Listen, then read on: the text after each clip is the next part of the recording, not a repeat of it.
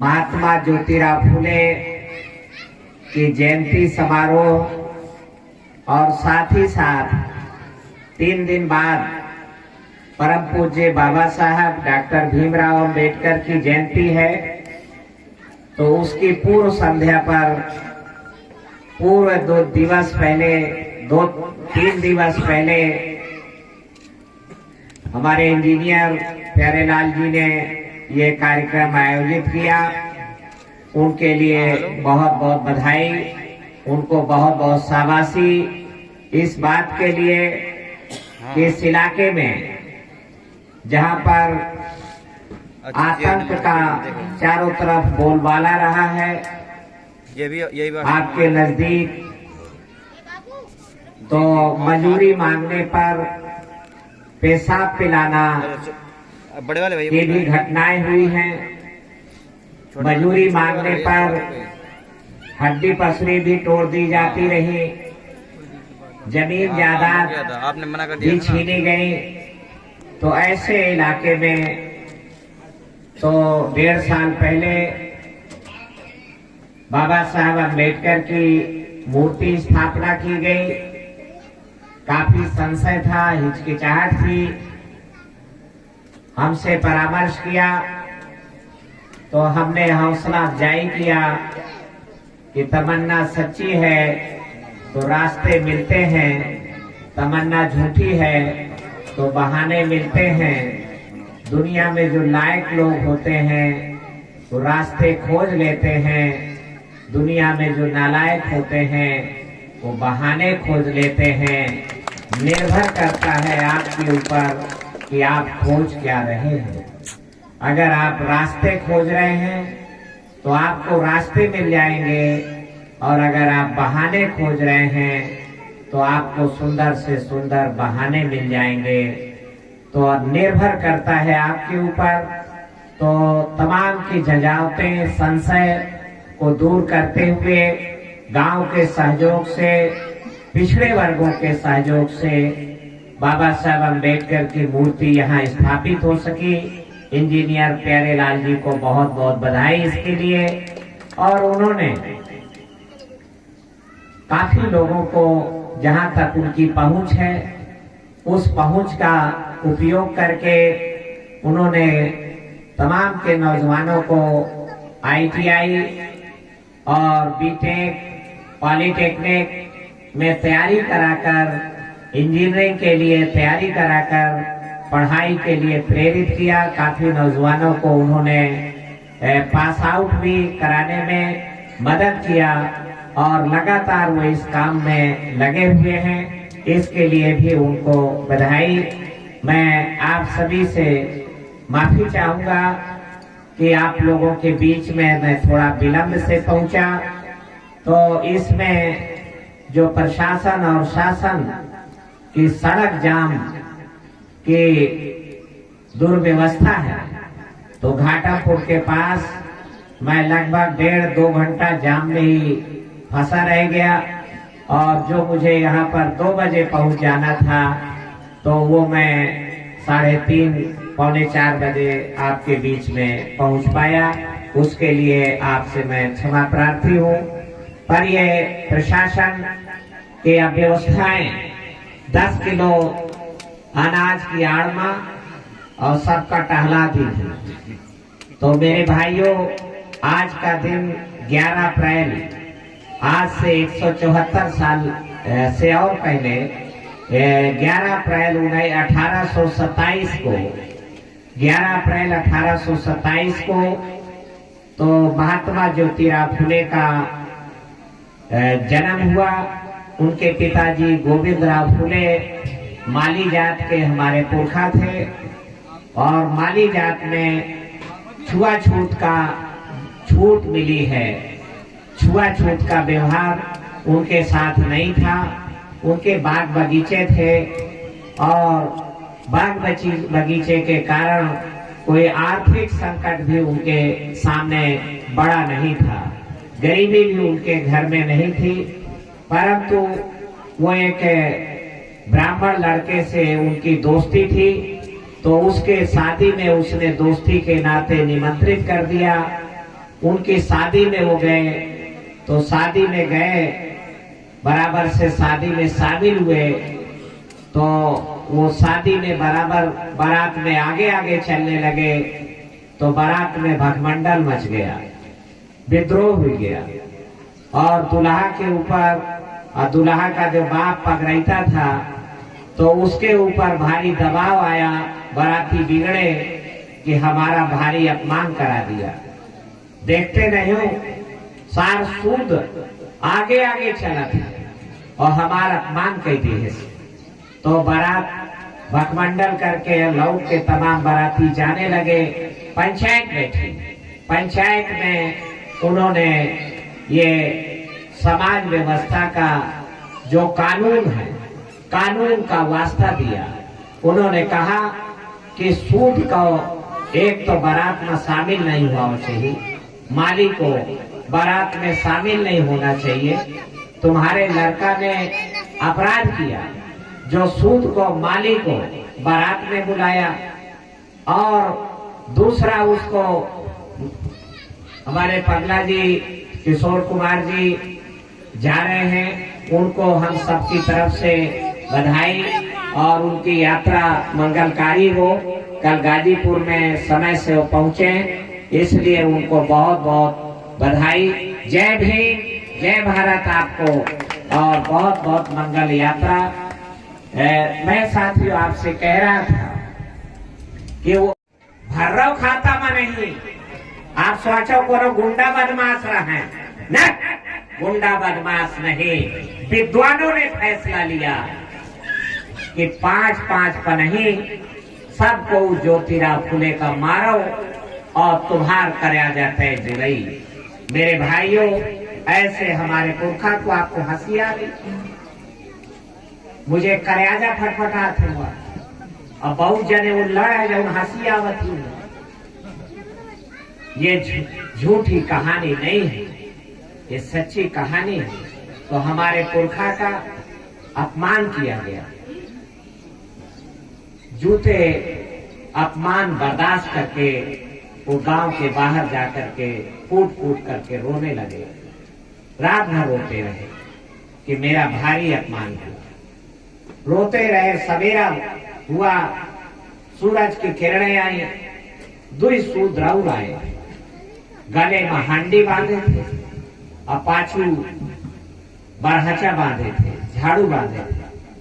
तो वही आए और ज्योतिराव फुले का रोना देख के खिलखिला के हंसे लाए। कहा देखो तो ये सार रुआवत है, ये कहे रुआवत है, ये देखो तो ये रुआवत है, ये कहे रुआवत है, ये रुआवत है। अरे पर नहीं तो आप मारी गई, ये रुआवत है। ज्योतिराव फुले को उसी समय चेतना जागी कि मेरे समाज को इज्जत का ज्ञान नहीं है। ये सारे राम घूर बने घूम रहे हैं, गले में हांडी बांधे के टिकरी के सिजवाही के बड़े के द्वारे से निकले, तो ये कहूं गली में न थूक दे, नहीं तो वह थूक के ऊपर बड़े का पांव पर जाई तो बड़े अपवित्र हो जाइए और उन्हें नहाए का पड़ी। इसलिए हाड़ी बांध के चलता था हर आदमी कि हाड़ी में थूक ले आओ और टांगे रहो और लहे रहो टांगे, थूक वही में लियात रहो। और पाछू बढ़ाचा झाड़ू ऐसे बांध हो जाता है। ये भर्रव खाता न हो रहा है, क्या सोचो को गुंडैया चलत रही। बाकायदे लिखित कानून, कोई कानून आ जाओ लिखे धरे हैं, तो वहां रहा लिखा कि अगर पांव बने उनके तो पांव मिटरत जाए, उन पावन के ऊपर कोनो बड़े के ब्रह्म देवता के पांव पर जाई हैं तो ब्रह्म देवता अपवित्र हो जाई हैं, वे विदीन हो जाई हैं, विधर्मी हो जाई हैं। और इसलिए उनके पांव मिटरत जाए, धूरू में पांव बने तो मिटरत जाए, पांव ना बने पावे। मेरे भाइयों, ज्योतिराव फुले ने देखा कि सरेआम घूर बने घूम रहे, फिर भी हंस रहे, कारण क्या है? तो उन्हें चेतना आई कि इनको इज्जत का ज्ञान नहीं है, मुझे इज्जत का ज्ञान क्यों है कि मेरा स्वाभिमान जग गया। और इसलिए ज्योतिराव फुले ने ये उनको समझ आई कि इज्जत का बोध क्यों नहीं है, क्योंकि मेरा समाज शिक्षित नहीं है। शिक्षा क्रांति पैदा करती है, शिक्षा स्वाभिमान जगाती है, शिक्षा भूत का ज्ञान कराती है, शिक्षा भविष्य के लिए आपको पूर्वानुमान देती है, भविष्य की योजना बनाने का मादा देती है। शिक्षा सवाल ही नहीं पैदा करती। बहुत लोग नए उड़े हैं ये बात कि शिक्षा सवाल पैदा करती है, शिक्षा सवाल खड़ा करती है। नहीं, शिक्षा समाधान देती है, शिक्षा जवाब देती है।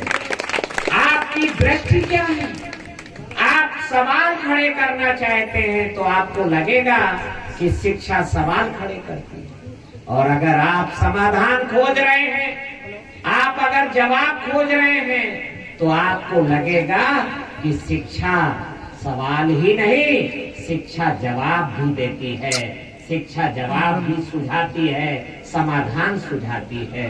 तो हमें केवल सवाल नहीं चाहिए, हमें आज नौजवान को समाधान चाहिए, हमारे नौजवान को जवाब भी चाहिए कि हमारी समस्या का जवाब क्या है। इसलिए मेरे भाइयों, महात्मा ज्योतिराव फुले ने ये तय किया कि जब तक मैं अपने समाज को इज्जत का बोध नहीं करा दूंगा, शिक्षा की ज्योति नहीं जगा दूंगा, तब तक मैं चैन से नहीं बैठूंगा। तो उन्होंने अंग्रेजों का राज था, तो अंग्रेजों से पढ़ाई हासिल की। राम का राज हुआ तो शंभू की नाई लेवड़ी काट दी जाती। जैसे शंभू की यादव रहा है, जंगल में रह के तपस्या करे, वेद पढ़े, स्कूल खोले रहा है, तो बड़े का ब्रह्म देवतन का पता चलो कि शंभू यादव वो जो है जंगल में स्कूल खोले हैं, सेवा का काम छोड़ देने से, तो वही रचना रच डाले, रचना रच के और राम के राजा के हैं लेवार लगाए कि हे राम, तुम्हारे राज में अधर्म हुई रहा है। कहा का अधर्म हुई रहा है? कहा अधर्म यह हुई रहा है कि सेवा का काम छोड़ दिया, वर्ण धर्म का उल्लंघन हो गया, वर्ण व्यवस्था का, जात व्यवस्था का उल्लंघन हो गया, और ये छोड़ दे तो पढ़े का काम ले ली शूद्र लोग, तो मोर लड़का मर गया, मोर लड़का का जगह वो ले ली। तो कभी ये नहीं हुआ है कि ब्राह्मण को अल्पायु में पुत्र वियोग हो जाए। मेरा लड़का बाप के जिंदा रहते मर गया, भैया के लाश ही मैं न्याय मांगे आया, न्याय कर राजा मोरे सामने वो साथ है। तो राम सब पका गए, पहिया का नवत समस्या आके खड़ी हुई के के पढ़े से भला कोनो लड़का मर जाये। वशिष्ठ मुनि आ गए, नारद मुनि आ गए, नारायण नारायण नारायण। कहा नहीं राजा राम, ये ठीक कह रहा है ब्राह्मण देवता। हमने भी ऐसी कहानियां समाचार सुने, सूत्रों ने वर्ण धर्म का उल्लंघन कर दिया है। कुम्हार का घर बनाओ बंद करे लाग, क्यावट जो है मछली पालक बंद करे लाग, नाव ख्यावट बंद कर दी है। कोरी कपड़ा नहीं बुनाते आए, धोबी कपड़ा नहीं धोवाते आए, काची फल सब्जी नहीं दियाते आए। तो इसलिए जब इन्होंने सेवा का काम छोड़ दिया, चमार मजूरी नहीं करे, गोबर नहीं उठावे, चक्की नहीं पीसे, तो इसलिए ये लड़का मर गया। सेवा का काम छोड़ दिया और वेद पढ़ने पढ़ाने का काम हाथ से ले लिया, इसलिए ब्राह्मण का लड़का मर गया है। ये ब्राह्मण देवता ठीक कह रहा है राजा राम। तो राजा राम पूछे कि आखिर समाधान का है? तो वशिष्ठ मुनि बताए कि अगर वह पापी का ख्वाजा जाए, जब वर्ण धर्म का उल्लंघन कर दिया और वही शास्त्र सम्मत कानून के अनुसार सजा दी जाए, तो ये लड़का जिंदा हो जाए। तो राम सेना लेके पूरब देखवा जाए, पश्चिम के उत्तर खोजे, दक्षिण मां तुंगभद्रा नदी के किनारे पहुंचे तो वहां पर शंभू का आश्रम था।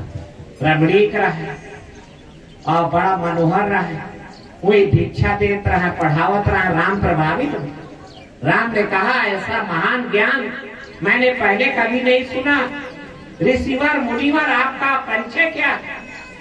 तो शंभू हमारी तुम्हारी तरह डेरपोकना नहीं रहुआ। नहीं, हम बता दे कि मैं अहिरवार हूं, बता दे कि मैं अहिर न हूं, मैं यादव हूं, मैं काछी नहीं, मैं कुशवाहा हूं। तो डेरपोकना रहा ना। महान वीर सपूत शंभू ने कहा कि राजा राम मैं शूद्र कुल में पैदा हुआ। राम ने कहा मुझे भरोसा नहीं हुआ, तुम झूठ बोल रहे हो। शूद्र वंश में ऐसा महान ज्ञानी नहीं पैदा हो सकता। इतना महान ज्ञान कैसे पढ़ लिया तुमने? तो शंभू ने कहा कि नहीं राजा राम, मैं सच बोल रहा हूं और मैं शूद्र कुल में पैदा हुआ और मैं शंभू नाम है मेरा। तो ब्रह्म देवता बगल में ठार रहा है राजा से। कहा राजा राम आप विलंब किस बात का? यही वो महान पापी जिसने ब्राह्मण पुत्र मर गया, इसके कारण इसको सजा कीजिए। राम ने म्यान से तलवार निकाली और हमारे पुरखा के लेवड़ी काट लिया। बोलिए सियावर राम। जय तो बुलौते हैं। तो 1848 में राम का राज नहीं था, अंग्रेज राज आ गया। अंग्रेज राज के कारण महात्मा ज्योतिराव फुले पढ़ गए और राम का राज हो तो लेवड़ी काट पीट जा। जैसे रोहित बेगुला का मरवा डाले, जैसे बाबा साहब अम्बेडकर को भी पढ़ने में बाधाएं डालना। अभी तमाम हमारे लड़का गदयाल मारे जाते। मेरे भाइयों, अबे पढ़ाई आपकी ऊंचाई जा रही है, आप ज्ञान का हासिल करते हो यार, भोजन करो। भोजन ज्यादा कीमती है, मिड डे मील खाओ और 10 किलो अनाज ले आओ, यही मरझाए।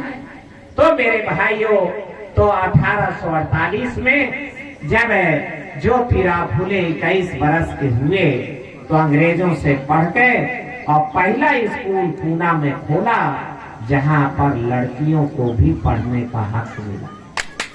लड़की चाहे ब्राह्मण हो, चाहे ठाकुराइन हो, चाहे बानिन हो, लड़की को पढ़ने का हक हिंदू धर्म शास्त्रों में नहीं दिया गया। वेद पाठी नहीं हुई सकती। मोरी बिटिया, मोरी बहनी बताओ, समझाओ, चाहे जम जात के नारी मिले, पढ़ने का हक मिला है अगर तो महात्मा ज्योतिराव फुले और माता सावित्री बाई फुले के कारण लड़कियों को पढ़ने का हक मिला। तो पहला स्कूल 1848 में खोला, दोनों प्राणी मिलके, तब तक बोध जाग गया उनका। तो तय के हैं कि लड़का बच्चा पैदा नहीं करेगा, पूरा समाज ही हमारा लड़का बच्चा है।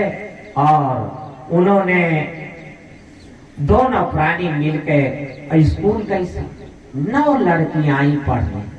पहला बालिका विद्यालय खुला, माता सावित्री बाई फुले, 9 लड़की आई मारे बिरन के कुल और 6 तो पंडितानी का। 3 कोनो वीर पुरुष हमार, कोनो माली भाई, काछी भाई, चमार भाई, मांग महार जात का 3 कोनो रहो उल्लेख उसका नहीं हो पाया भी। तो वही 3 लड़कियां दलित पिछड़ी थी, बाकी नहीं तो 6 तो ब्राह्मणी थी। और वो स्कूल चला और भी फिर स्कूल और खोले लगा। तो उनके ऊपर जब वो स्कूल जाए तो कांदो फेंका जाए, गुआबर फेंके, कुछ लड़का लगा दे हुले लेने बोले का। अरे सब जानते तो वो कहा भाई हुले लेने नहीं होता, तो हुले लेने लगा दे।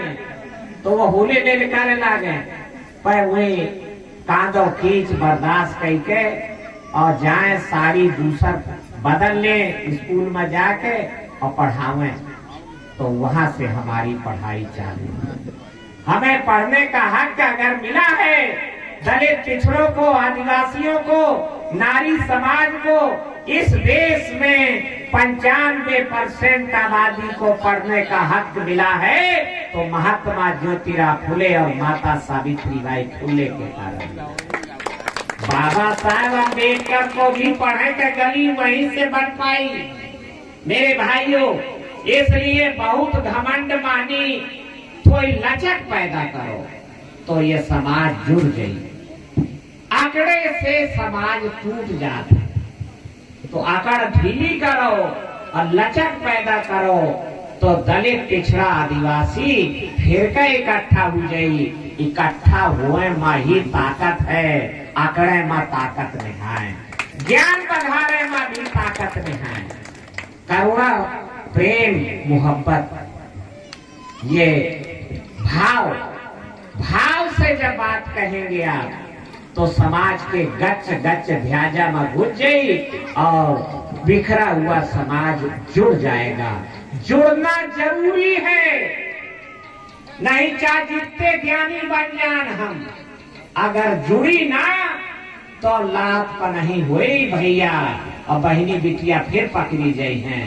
इसलिए जुड़ना जरूरी है दलित पिछड़े आदिवासी को।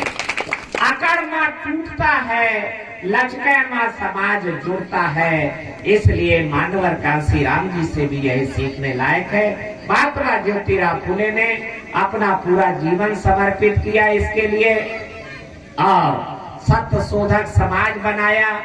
और सत्य शोधक समाज कहे नकल दयानंद सरस्वती किया आर्य समाज भटकावे खातिर। कहा यह गली अगर सत्य शोधक समाज चलत रही तो गुलामगिरी तो एकदम क्रांति के पुस्तक है। किसान का कोड़ा किताब लिखे हुई तो कहा ऐसे तो क्रांति हुई, तो क्रांति का भ्रांति फैलाओ, क्रांति का भ्रांति फैलाओ, तो एक नवा डुप्लीकेट संगठन बना दिया। तो वह आर्य समाज एक डुप्लीकेट संगठन बना देगा कि नहीं ठीक है, जात पात छुआछूत बुरी बात है, जातियां नहीं होनी चाहिए, पर वर्ण व्यवस्था बनी रहनी चाहिए। तो वर्ण व्यवस्था तो मम्मी है, जाति व्यवस्था तो देखें कि भाई लड़का का विरोध है तो का लड़का का विरोध मंजूर, पर महतारी बनी रहा है वर्ण व्यवस्था। मेरे भाइयों, हमारे दुख का कारण इस देश की वर्ण व्यवस्था है, इस देश की समाज व्यवस्था जो ऊर्ध्वाधर खड़ी है। ऐसे ऊपर ब्राह्मण है, फिर ठाकुर है, फिर बनिया है, फिर कायस्थ का कोई डिग्री देगी नहीं, पर कायस्थ का भी हुई बनिया नहीं माने, वैश्य नहीं माने, कायस्थ को भी वो क्षत्रिय नहीं माने, और ब्राह्मण का तो कायस्थ सोचता नहीं है। कोई कायस्थ को आप बात करें तो नहीं कहेगा कि मैं ब्राह्मण वर्ण में आता हूँ, कोई बेचारे सोचते नहीं है, पर वो कह रहे नहीं क्षत्रिय नहीं है कायस्थ और वैश्य भी नहीं है, तो फिर क्या है, तो शूद्र है। पर कांशीराम जी विलक्षण आदमी, कोई को का नहीं कहें कि मंजूर करो कि तुम शूद्र हो, यदुवन का नहीं कहें, काछिन का नहीं कहें, कुर्मीन का नहीं कहें, कुम्हारन का नहीं कहें, गडरियन का नहीं कहें कि मंजूर करो कि तुम शूद्र हो। कांशीराम जी बड़े सरल है। अच्छा तुम क्षत्रिय हो, कहा हम क्षत्रिय है, पंडित जी बताओ भी। तो कहा क्षत्रिय हो, कहा तो कहा ठीक मंजूर, क्षत्रिय हो तो राजपाट की बात, क्षत्रिय का तो भाई राजपाट होना चाहिए। तो लोकतंत्र हुई रहा है, पर राजपाट का तो अता पता नहीं है। तो ब्राह्मण के साथ है रही हो तो क्षत्रिय का है हो, पर मोरे साथ है आओ तो मैं तुम्हें राजा बना दूं। लाला यही यहाँ कहा था, क्यों बोलो क्यों कि शूद्र हूँ। अब जब उन्हें चढ़ाए पहाड़ में तो भी काहे उतरी है? आए क्यों आई बताओ? वो पहाड़ में चढ़ाए हैं उन्हें तो उतारी है, अधिका उतारी हुई नहीं से उन्हें खराब लगी, झगड़ा टून हो गई है। तो कांसी राम जी ने बीच का रास्ता निकाला। मेरी बात किसी को बुरा लगे तो मैं माफी पहले चाहता, पर कांसी राम जी के साथ रहा तो उन्होंने कहा कि भाई आप यादव जी क्षत्रिय हो कहाँ? तो कहा ठीक मंजूर। पटेल साहब क्षत्रिय हो कहाँ? यहाँ तक कि प्रजापति कहा नहीं हम क्षत्रिय तो नहीं, पचक वैसे है तो हम वैसे है। तो कहा ठीक मंजूर, पर भाई क्षत्रिय का तो राज होता है ना, तो राजपाट किधर है? तू ये अगल बगल झांके ला, कहा गोरे साथ है आओ तो मैं तुम्हें राजा बना दूंगा। और 1993 में मुलायम सिंह यादव को राज तिलक करके उन्होंने मुख्यमंत्री पर बैठा दिया। कहा ब्राह्मण देवता के साथ रहोगे तो क्षत्रिय होगे, ठट्ठन गोपाल रहोगे, पर अगर चमरवा के साथ आओगे तो मैं तुम्हारा राज तिलक कर दूंगा। और कुशवाहा को हमने विधायक राज तिलक कर दिया, क्यावट का राज तिलक कर दिया, प्रजापति का भी राज तिलक कर दिया, पाल भाई का भी राज तिलक कर दिया, तेली भाई का भी राज तिलक हुआ। तो मान्यवर कांसी राम जी ने ये सबको जब राज, अरे वाल्मीकि भाई ये क्या खन्ना क्या रहा है हमारा महेश वाल्मीकि। तो हम जब हमें देखिए, मैं भी लड़काई से मैं एक संस्मरण बताता। 93 सन 1984 में हम दिल्ली गए, मंडल रिपोर्ट लागू करो वरना कुर्सी खाली करो का आंदोलन में 13 अगस्त को गिरफ्तारी जेल भरवा दो। 1 अगस्त 84 से 14 अगस्त 84 तक 14 दिन चला। कांसी राम जी हर दिन 4000 आदमी गिरफ्तारी दिए। तो हमारी ड्यूटी बुंदेलखंड वालों की थी। 13 अगस्त को तो हम लोग गए, गिरफ्तारी दिए और रात तक छोड़ दिए गए। यही होता है गिरफ्तारी, जेल में नाम लिख जाते, लिख गए और छोड़ दिए गए। कितने आदमी का जेल में राख पाई है, जेल में ठौरे नहीं है तो छोड़ दिए गए। सवेरे हम मिले कांसी राम जी से। कांसी राम जी से मैं, अब उस समय मेरी उम्र वही 15-16 साल की रही होगी। तो इनोसेंट निर्मल हमने सवाल किया, मिले उनसे। हम तो साहब ये बैकवर्ड वाले के तुम लड़ाई लड़त है, मंडल रिपोर्ट लागू करो वरना कुर्सी खाली करो, तो पिछड़ा वर्ग का फायदा हुई, हमें तो कुछ हुई ना फायदा, हम ही चमार। तो ये बैकवर्ड वाले तो मारत है हमें। तो कांसी राम जी हंसला, कहा को मारत है?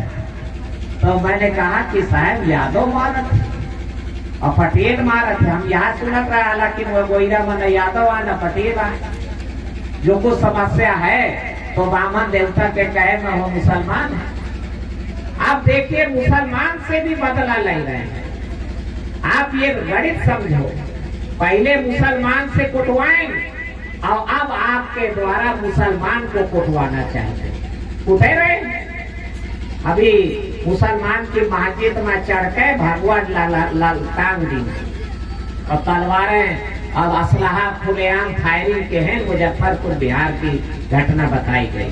मेरे भाइयों, तो मैं कहा कि साहब ये मारा थे, यादव मारा थे, पटेल मारा थे। तो कहा अच्छा, तो मुझसे कहें कि काछी मारा था। तो अब मैं चुप, मतलब नहीं साहब तो नहीं मारे।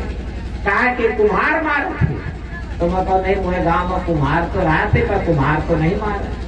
कहा गडरिया मारा थे, तो मतलब नहीं, गडरियो नहीं मारे। कहा क्यावट मारा थे, तो मैं को क्यावट नहीं मारे। आरक मारा थे था, मैं को नहीं, आरक नहीं मारे, बल्कि हमारे हम जोली आए वो छुआछूत का शिकार है, उनका पानी नहीं को पी पाए। तो कहा जिताऊ नहीं मारा था, उनसे दोस्ती कर लो तो तुम्हारी मार कुटाई बंद हो जाएगी।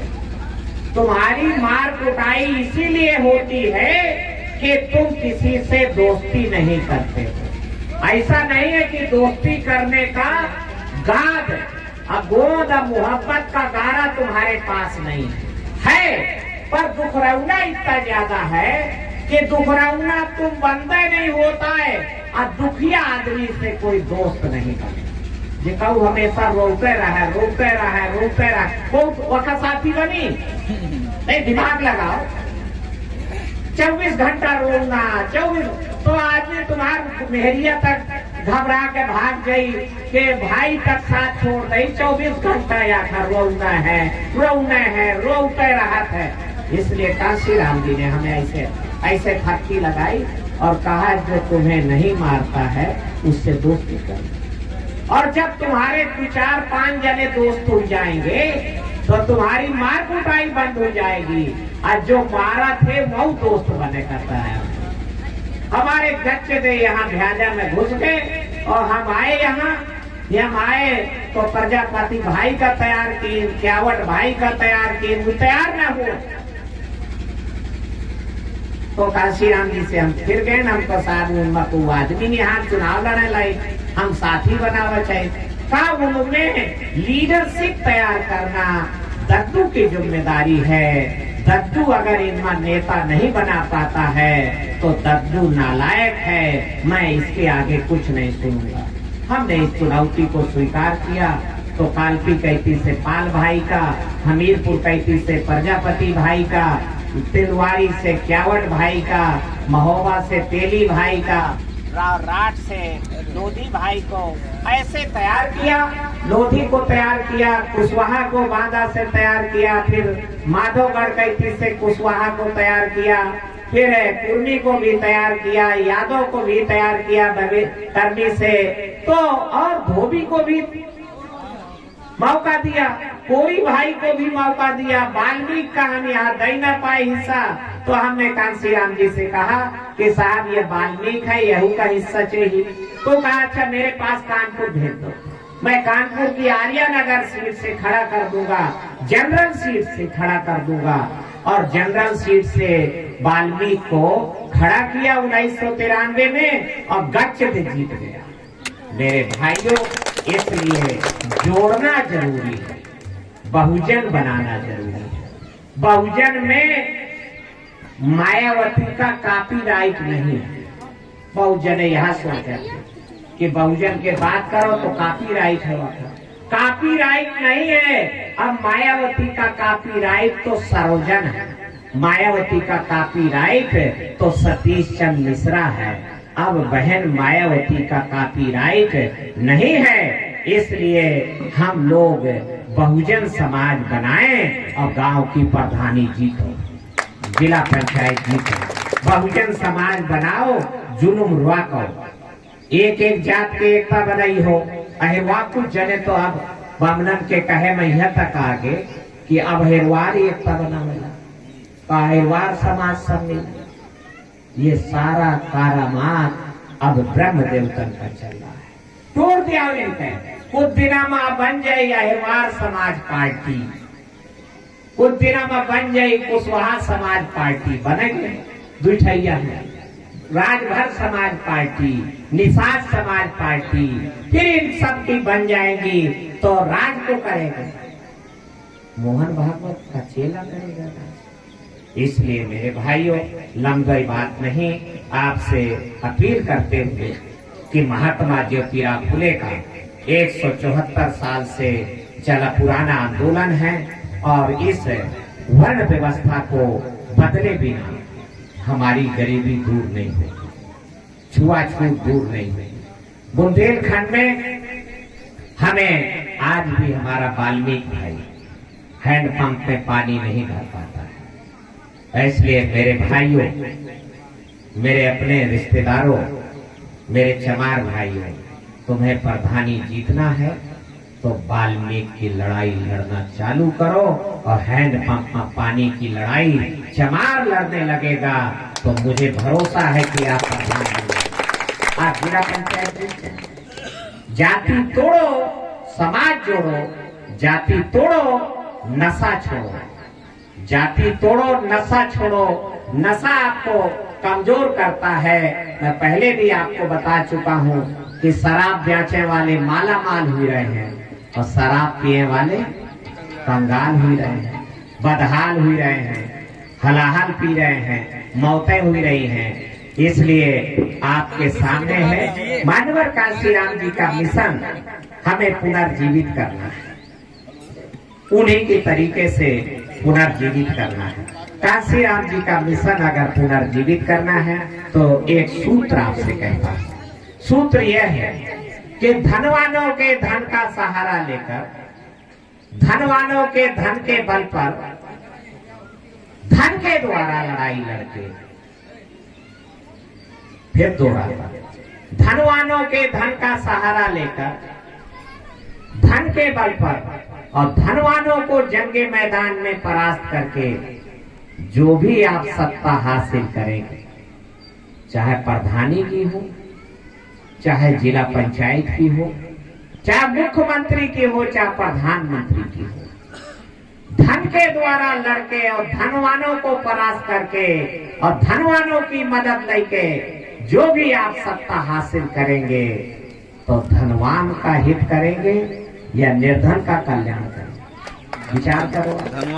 धनवान का ही काम हो, निर्धन का कोई काम नहीं होगा। तो फिर हुई क्या रहा? यही तो हुई रहा। तो फिर रोते कहे का हो?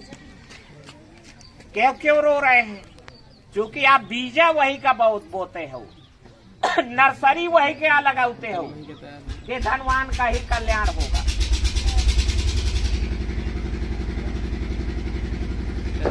आप नर्सरी पौधा वही के यहाँ लगाते हो कि धनवान का ही काम होगा। अब प्रधानी का चुनाव होता है, धन के बल पर होता है और धनवान को परास्त किया जाता है, तो धनवान कम धन वाला हार जाता है और ज्यादा धन वाला जीत जाता है। तो जब ज्यादा धन वाला जीत जाएगा, धन से चुनाव होगा, नोट से हो रहा है, तो फिर नोट वालों का ही तो काम होगा, वोट वालों का क्या होगा? वोट वाले का पोस्टर दिखा दिए थे 5 साल और कहा थे कि हम तुम्हें दही तो दी रहा है 20-20 रुपया, अरे चलो बढ़ गया रेट तो 200 पहुंचा दे रहा है, अब तुम हमार कहे खापरी चटते हो, जाओ होगा तुम्हारा कोनो फोकट में वोट देने को। मेरे भाइयों, इसलिए मानवर कांसी राम जी का मकसद निर्धन का कल्याण करना, निर्धन का हित करना था। इसलिए उन्होंने ये रास्ता छोड़ दिया। ये रास्ते, ये गली में गए ही नहीं, जबकि यह गली बनी रहा 1940 से कि धन से ही चुनाव होगा। मैं करबी से 2 बजे चलता साइकिल से और 6 बजे गम दे मैं बांधा में आके मीटिंग करता, 4-5 घंटा में मैं आ जाता। तो रास्ते में मुझे कांग्रेसी लोग मिलते थे, उन्हें मैं अखबार देता था, मेरी चिन्हा जानी थी, तो रोक ले वही 3 गाँव है, साइकिल से चलते हो, कांसी राम गाड़ी नहीं दे सके 4 पहिया, ऐसा कहे पर ऐसे कहूँ पार्टी चलती है, साइकिलों से पार्टी चलती है कहूँ। आज मैं अभी 1.5 साल पहले मैं मोटरसाइकिल वो साइकिल यात्रा निकाले की प्लानिंग में, तो ये लड़का बोले ये सब तो हम साइकिल नहीं चलाएंगे, मोटरसाइकिल से हो जाए। मेरे भाइयों, तुम्हें अगर तुम्हार सब चौपट कई दिन का है, मैं चिल्लात रहा 10 साल से, पर समझ में नहीं आई, पर आज जब चौपट हुईगा बगार तो आप समझ में आई है। आप फिर अगर बनाना चाहते हैं तो कांसी राम जी के गली पकड़ के बनेगा और नहीं तो नहीं बनेगा। कांसी राम जी के गली पकड़े पड़ी फिर का मोही करेजा बूटी से भरोसा है कि कांसी राम जी की गली में मेरे ये नौजवान चलेंगे तो ये पक्का बन जाएगा। हमारी तो चली चला की बेला हो गई, हम बुढ़ापे की तरफ लगातार जा रहे हैं, पर कांसी राम जी की गली पकड़ के आप पुनः मुख्यमंत्री के प्रधानमंत्री की कुर्सी तक की यात्रा कर सकते हैं। राजपाट हाथ में। इसलिए मानवर कांसी राम जी ने निर्धन के हित के लिए, लोक कल्याण के लिए नया सूत्र दिया, नया रास्ता बनाया। बनाया नहीं, बनाया तो रास्ता साधन वाधन वाला था, मोटरसाइकिल वाला था, 4 पहिया की गाड़ी वाला था, तो वो लोग मुहिद्दीन गावे, पर मैं हमारे बशीर भाई पक्के हितुआ और हमेशा ईमानदारी की लड़ाई लड़े। पर वो जब मैं यहाँ से चल के टूटही साइकिल लेके रात के चुनाव में जा रहा था तो मौदहा में छेक लेंगे और कहा इतनी दोपहरिया में कहाँ जा रहे हो, लुआर लाग जाई मार जाई हो। तो मैं रुका, मुझे ठंडा पिया, लिमका चलत रहा उस समय। खैर दयाल के वही बैग वाले के यहाँ बैठाए, घड़ी भर गिलमाए और मैं फिर साइकिल तान दी, मतलब रात इलाके को तैयार किया। कांसीराम जी का आर्डर, तो मैं चला तो उन्होंने भलवा रोका कि नहीं, पर मैं आज से कहना चाहता हूँ कांसीराम जी ने सूत्र दिया कि निर्धनों के छोटे छोटे साधन का सहारा लेकर, निर्धन तो निर्धन के लोगों ने कहा निर्धन के साधन है तो आने हैं, और कौन सा साधन? तो कांसीराम जी ने कहा साधन नहीं है पर जीव तो है। तो हमने कहा हाँ जीव तो है। कहा जीव से वाणी है, जीव से गीत बन जाता है, जीव से संगीत बन जाता है, जीव से क्रांति हो जाती है। दुनिया में जितनी भी क्रांतियां हुई हैं वो जीव से हुई हैं, वाणी से हुई हैं। तो इसलिए कांसीराम जी ने कहा निर्धन के पास धन नहीं है, निर्धन के पास साधन नहीं है, पर जिभिया तो जिभिया को मधुर बना दो। जीव को अगर कड़वाहट बनाओगे तो समाज बिखर जाएगा। जीव में मधुरता लाओगे, मिठास ले आओगे तो क्रांति घटित हो जाएगी, और जब समाज उठ के खड़ा हो जाएगा तो हमने कहा ठीक, जीव से गीत बन गया, संगीत बन गया। वो आप देख ही रहे थे, सुन ही रहे थे बिटिया। तो हमारे दूरी से साथी आए, वो भी सुना आपने। जीव का ही कमाल है। मानवर कांसीराम जी ने कहा कि निर्धन के पास धन नहीं है पर दुई टांगे तो हैं। तो हम कहा साहब दुई पैर तो है, दुई पैर से कहा हुई? तो उन्होंने कहा दुई पैर से पद यात्रा हो, पैदल ये मार्च हो सकता है। दुई पावन से घर घर साइकिल पहुंच गए हैं तो साइकिल यात्रा हो सकती है। तो हम लोग साइकिल यात्रा निकाले। सोया हुआ समाज जाग गया, वो खड़ा हुआ। फिर उन्होंने हमने कहा कि साहब आओ बोल गनी बताओ। तो उन्होंने कहा कि निर्धन के पास धन नहीं है पर हाथ तो है। तो मैंने कहा हाँ हाथ तो है, हाथ से क्या होगा? तो उन्होंने वही तेज बहादुर सफरू मार्ग में ये बात हुई रही थी, बंगला नंबर 4 में। तो उन्होंने वही नील घोड़ी डब्बा में ब्रेस लगाया और अपना कहा हाथ है मेरा? मैं कहा हाथ है। का हाथ से काम बैठकर लिख जाता है, लिख दिया दीवार में डॉक्टर भीमराव अम्बेडकर। हाथ से कांसीराम लिख जाता है, हाथ से ओठ हमारा राज तुम्हारा नहीं चलेगा नहीं चलेगा लिख जाता है। हाथ से हाथी बन जाता है, 1 मिनट में हाथी दीवार में बना दिया। का पोस्टर क्यों चिपकाना, दीवाले का पोस्टर बना दिया, पूरी दीवार होर्डिंग बन जाएगी, पोस्टर बन जाएगा। और हम लोगों ने ऐसा ही किया तो गच्छ बे कमाल हुई गया।